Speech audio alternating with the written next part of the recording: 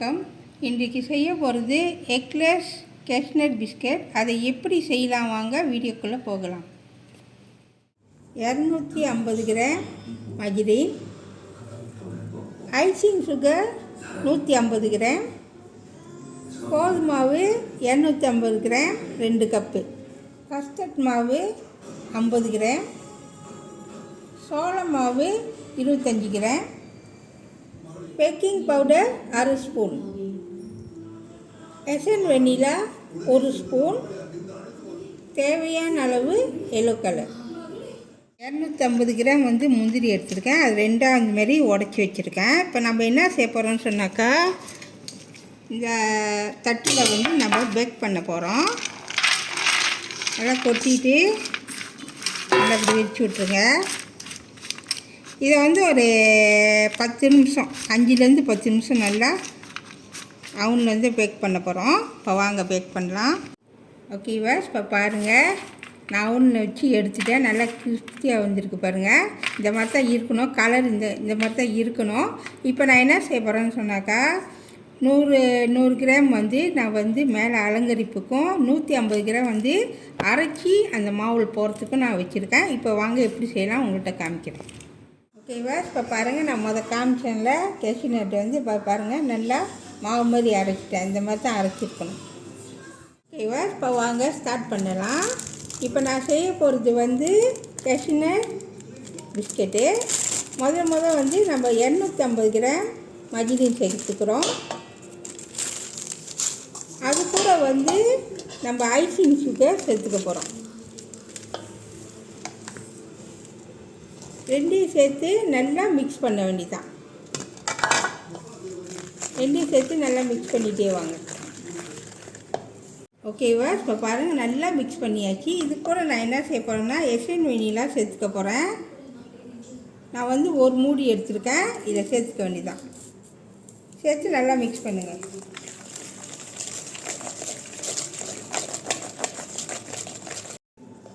ஓகேவா, இப்போ நான் எசன் வெண்ணிலா போட்டாச்சு, நல்லா மிக்ஸ் பண்ணியாச்சு. இது கூட நான் மஞ்சள் கலர் சேர்த்துக்கிறேன்.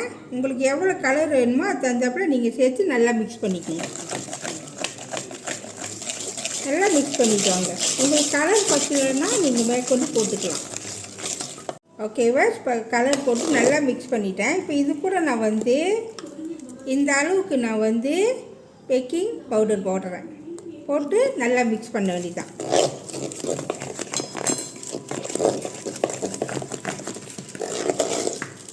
ஓகேவா, இப்போ நான் அரைச்ச முந்திரி இதில் சேர்த்துக்க போகிறேன். சேர்த்து நல்லா மிக்ஸ் பண்ண வேண்டியதான். நல்லா மிக்ஸ் பண்ணிட்டு வாங்க. இது போட்டால் நல்லா டேஸ்ட்டாக இருக்கும். எல்லாத்தையும் போட்டுடுறேன். இதில் 150 கிராமு நான் சேர்த்துருக்கேன். சேர்த்து நல்லா மிக்ஸ் பண்ணிட்டு வாங்க. இது கூட 50 கிராம் கஸ்டர்ட் மாவு நான் சேர்த்துக்கிறேன். சேர்த்து நல்லா மிக்ஸ் பண்ணுங்கள்.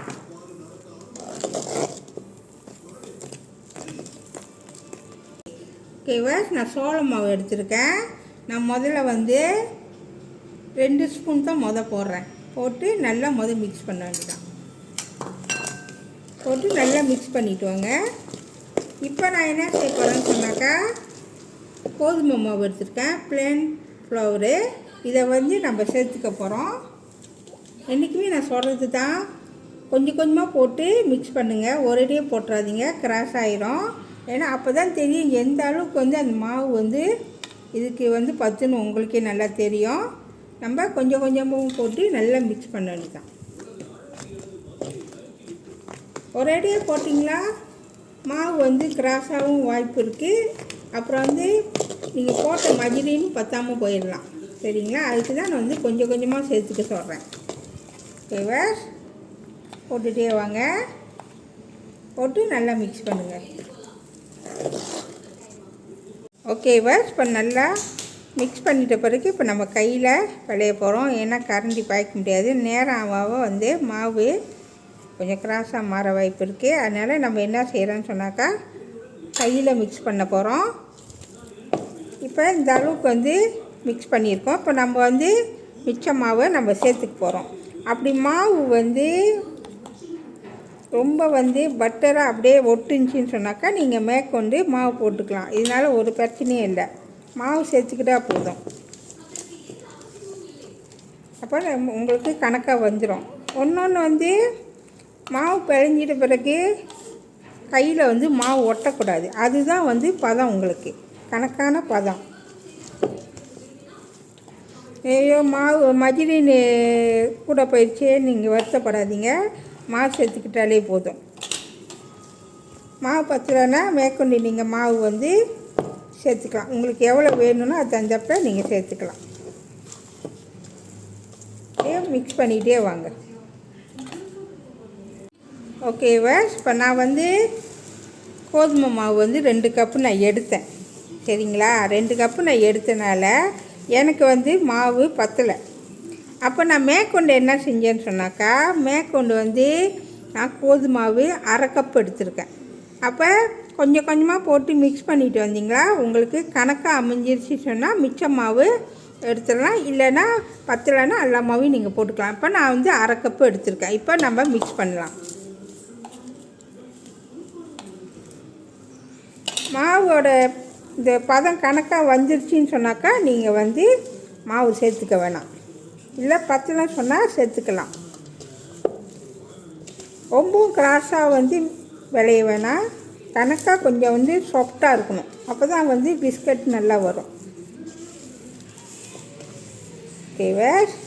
இப்போ பாருங்கள், ஏன்னா இப்போ நான் வந்து 2 கரண்டி போட்டனால கையில் ஒட்டுது பாருங்கள். கையில் வந்து மாவு வந்து ஒட்டக்கூடாது. ஒட்டுச்சுன்னா பிஸ்கட் வந்து கணக்காக வராது.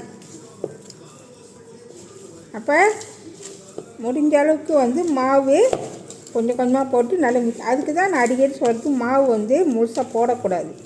கொஞ்சம் கொஞ்சமாக போட்டு மிக்ஸ் பண்ணிங்களா கணக்கான பதம் உங்களுக்கு வந்துடும். கணக்காக அமைஞ்சிருச்சுனாக்கா ஓகேவா? இப்போ பாருங்கள், நான் நல்லா மிக்ஸ் பண்ணியிருக்கேன். மாவு வந்து இந்த சாப்பிட்ற ஸ்பூனில் வந்து நான் 5 ஸ்பூன் போட்டேன். 5 ஸ்பூன் போட்டு நல்லா மிக்ஸ் பண்ணி பிழைஞ்சிட்டேன். இப்போ பாருங்கள், கையில் ஒட்டலை பாருங்கள், ஒட்டலை. இந்த மாதிரி கையில் வந்து ஒட்டக்கூடாது. நீங்கள் வந்து பட்டர் கூடிச்சுன்னா, இது மஜ்லின் கூடிச்சுன்னா நீங்கள் மாவு போட்டு மிக்ஸ் பண்ணி பிழைஞ்சிங்களா ஒரு பிரச்சனை இல்லை. ஆனால் பிஸ்கட் கணக்காக வரும். நீங்கள் அதை பற்றி கவலைப்பட தேவையில்லை, கணக்காக அமையும். நீங்கள் என்ன மாவு கொஞ்சம் எக்ஸ்ட்ரா போட போகிறீங்க. ஓகேவா? இப்போ பாருங்கள், நல்லா மிக்ஸ் பண்ணிட்டேன் பாருங்கள். இப்படி தான் இருக்கணும். இப்போ நம்ம இதை ஒரு 5 நிமிஷம் மூடி வச்சுட்டு அதுக்கப்புறம் உங்கள்கிட்ட காமிக்கிறேன் எப்படி செய்யணுன்னு. ஓகேவா? இப்போ பாருங்கள், ஒரு 5 நிமிஷம் ஆச்சு. மாவு நல்லா சாஃப்டாக இருக்குது. இப்போ நம்ம என்ன செய்ய போகிறோம்னு சொன்னாக்கா, பிஸ்கட் செய்கிறதுக்கு நான் இந்த அச்சு தான் காமிக்கிறேன் உங்களுக்கு. இது வந்து தாட்டு அச்சு தான். இது உள்ளுக்குள்ளது எடுத்துகிட்டு இது வெளியே உள்ளது வந்து நீங்கள் பிஸ்கட் அச்சா நீங்கள் பாய்ச்சிக்கலாம். இப்போ வாங்க ஸ்டார்ட் பண்ணலாம். ஓகேவா? இப்போ வாங்க பிஸ்கட் எப்படி செய்யலான்னு உங்கள்கிட்ட காமிக்கிறேன். முதல்ல வந்து ஒரு வெள்ளை பை 2 பை எடுத்துக்குங்க. அது மேலே வந்து லேசாக வந்து மாவு தூவிக்குங்க. அப்போ தான் வந்து ஒட்டாது, அந்த மாவு வந்து ஒட்டாது. நம்ம என்ன செய்ய போகிறோம்னா, நம்ம கட்டியில் வச்சு ஊட்டுக்கட்டு வச்சு ஊட்ட போகிறோம். ஏன்னா மாவு வச்சு நம்ம வந்து பிஸ்கட் அச்சில் வெட்ட போகிறோம். அதனால் வந்து நம்ம ஊட்டுக்கட்டை வச்சு நம்ம ஊட்ட போகிறோம். மாவு ரொம்ப வந்து பீஸாக இருக்கக்கூடாது, ரொம்ப லேஸாக இருக்கக்கூடாது, கொஞ்சமும் மொத்தமாகவும் இருக்கக்கூடாது. கணக்காக இருக்கணும். பிஸ்கட்டை வெட்டுற அளவுக்கு கணக்காக இருக்கணும். ஓகேவா? இப்போ ஊற்றியாச்சு. இப்போ நாங்கள் ஒட்டி காமிக்கிறவங்கள்ட்ட இந்த அச்சு தான் எடுத்துருக்கேன். நீங்கள் வந்து வேறு அச்சு கூட பாய்ச்சிக்கலாம். பாருங்கள் எவ்வளோ அழகாக இருக்குது பாருங்கள். நடுவில் வந்து கிருஷ்ண வச்சாங்கன்னா அவ்வளோ அழகாக இருக்கும். அடுத்தது காமிக்கிற பாருங்க. இந்த மாதிரி தான் செய்யணும். தொடர்ந்து செஞ்சுட்டு வாங்க. ஓகேவா? இப்போ பாருங்கள், நான் பிஸ்கட்டு செஞ்சு முடிச்சுட்டேன். இப்போ நான் என்ன செய்ய போகிறேன்னு சொன்னாக்கா, அது மேலே டெக்கரேஷனுக்கு முந்திரி வந்து வைக்க போகிறேன். ஓகேவா? இதை பாருங்கள், முந்திரி வறுத்து வச்ச முந்திரி. இப்போ நம்ம என்ன செய்ய போகிறோம்னா, அது மேலே நம்ம வைக்க போகிறோம். கொஞ்சம் லேசாக அழுத்தி வைங்க. இந்த மாதிரி வந்து ஒன்று ஒன்றா அழுத்தி வைங்க. தொடர்ந்து செஞ்சிட்டே வாங்க.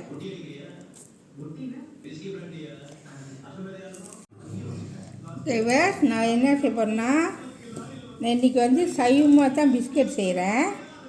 அதுக்கு தேவையான நான் 2 ஸ்பூன் பால் எடுத்திருக்கேன்.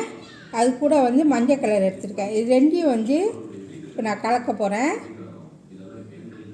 கொஞ்சமாக ஊற்றிக்குங்க. உங்களுக்கு கலர் கூட வேணுமா போட்டுக்கோங்க, பிரச்சனை இல்லை. ஒரு 2 சொட்டு ஊற்றிட்டு கரண்டியில் வச்சு நல்லா மிக்ஸ் பண்ணிக்கங்க. அப்படி நீங்கள் சைவமாக இல்லாமல் கவுச்சியாக இருந்தாக்கா முட்டைக்கரு இருக்குல்ல, அதை மிக்ஸ் பண்ணி அது கூட மஞ்சள் கலர் சேர்த்துக்கலாம். அதுவும் நல்லா டேஸ்ட்டாக இருக்கும். இது அந்த கெஷ்நட் மேலே வைக்கிறேன், அது மேலே நம்ம தடவை போகிறோம். தடவிட்டு தான் அவுனில் வைக்க போகிறோம். ஓகேவா? இப்போ நான் டெக்கரேஷன் பண்ணி முடிச்சாச்சு. இப்போ அது மேலே பால் மேலே பூச போகிறேன். நல்லா திக்காக இருந்தால் தான் நல்லாயிருக்கும் பார்க்குறதுக்கு. இது பாலும் மஞ்சள் கலரும் சேர்த்து மிக்ஸ் பண்ணி வச்சுருக்கேன். தொடர்ந்து இந்த மாதிரி பூசிகிட்டே வாங்க.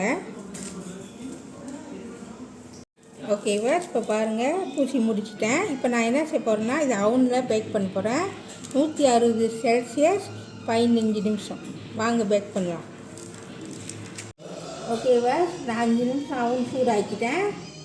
இப்போ நான் உள்ளுக்கு வைக்க போகிறேன். 160 செல்சியஸ் 15 நிமிஷம்.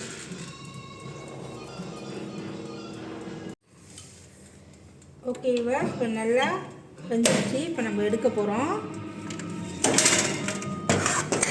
பாருங்கள் எப்படி இருக்குன்னு. நல்லா வெந்திருக்கு. சுவையான எக்லெஸ் கேஷ்நட் பிஸ்கட் ரெடி. இது கண்டிப்பாக வீட்டில் செஞ்சு பாருங்கள். இந்த வீடியோ பிடிச்சிச்சின்னா மறக்காமல் லைக் பண்ணுங்கள், ஷேர் பண்ணுங்கள், சப்ஸ்கிரைப் பண்ணுங்கள். பக்கத்தில் உள்ள பெல்லை கிளிக் பண்ணுங்கள். அடுத்த வீடியோ சந்திப்போம். நன்றி, வணக்கம்.